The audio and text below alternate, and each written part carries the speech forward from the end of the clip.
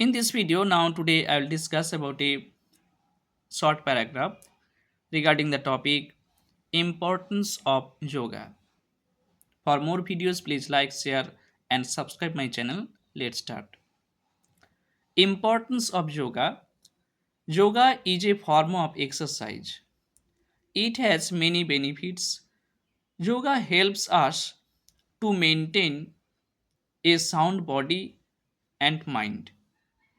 It aims to achieve both mental and physical fitness. The mental exercise include pranayam and meditation, and the physical exercise include various postures. It helps us to connect to nature. Furthermore, our body becomes more flexible after consistent yoga practice. It helps in reducing stress and tension. It increases self awareness and concentration power.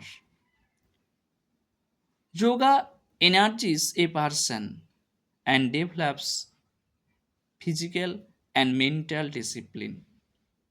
In short, practicing yoga regularly improves our well being and gives us better mental clarity.